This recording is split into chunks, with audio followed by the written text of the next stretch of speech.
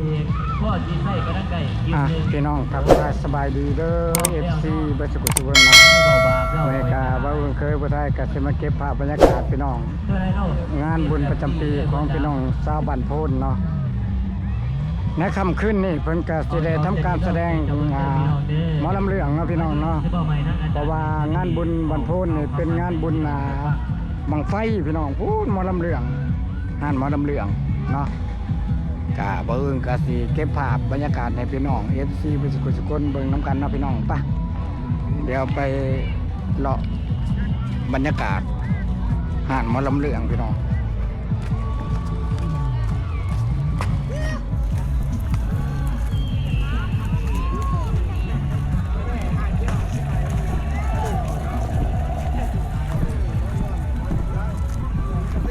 คณะหมอหาดหมอลำเรื่อง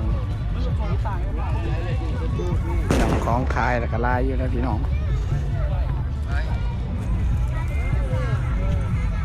บรรยากาศย้ำกลางคืนอยู่ที่บ้านโพนอยู่เมืองไซบูทองพี่น้อง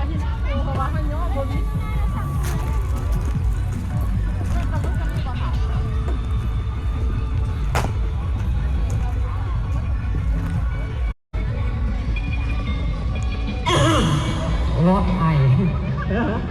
เดี๋ยวเนี่ยก็ตกอยู่ประมาณสิเข้า9 โมงเลยนะพี่น้อง8 โมง43 นาทีเลย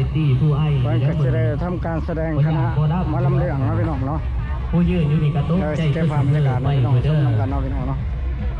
โอ้ยพันข้อจะซื้อหรอแมนก็อากาศสุขสบายดีพ่อแม่พี่น้องเนาะสว่างทุ่นท่าเนาะคือว่า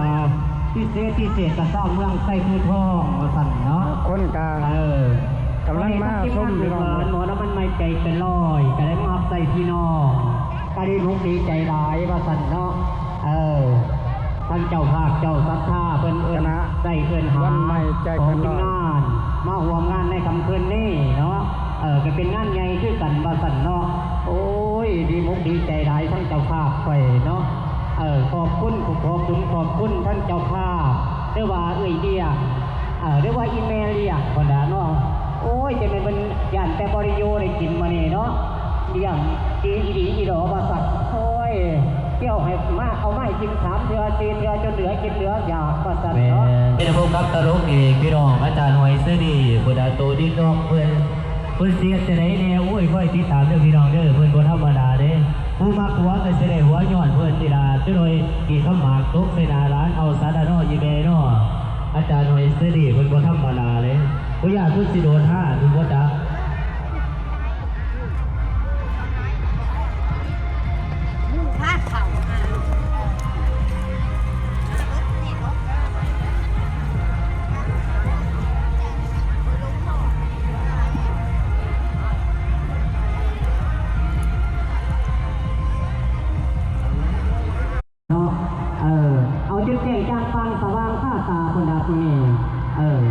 พี่น้องโมนี้พอเราแต่พอเศร้าคือกันหนาวะตู่กันไปเบิ่งมาเนี่ยเนาะมุกดีใจไว้พี่น้องมีผู้โดนมาล่านมาสั่นเนาะทั้งมาลงมาล่ำคอยประกาศแจมพ่อย่างอีกประมาณ10 นาทีจะได้ทำการแสดงสดด้านหน้าวิธีให้กับพี่กับน้องทุกคู่ทุกคนได้เบิ่งในซุ้มกันมาเนี่ยเนาะไปเดี๋ยวพาพี่น้องมาเบิ่งหลังเวทีเนาะ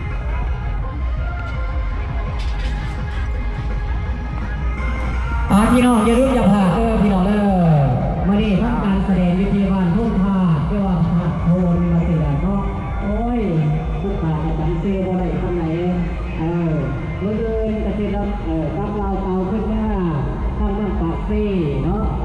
วันที่3พี่น้องจะทำการแสดงที่บ้านลองแท้มาสั่นเรื่องสระสมบูรณ์แข็งจับปลาซักมาสั่นเนาะจากนั้นก็จะได้ทำกันหน่อย2 คืนเอาเราเห็นคนมาสั่นเนาะวันที่7พี่น้องทำทีมงานจะได้ทำการแสดงวิธีบ้านหวยพิกเรื่องพุทธพ่อกับพนักงานอีกเนาะเพื่อใส่เกียรติหาของทีมงานวันที่13พี่น้องจะได้ทำการแสดงที่บ้านเพื่อนหินมาสั่นเนาะโดยรู้ว่า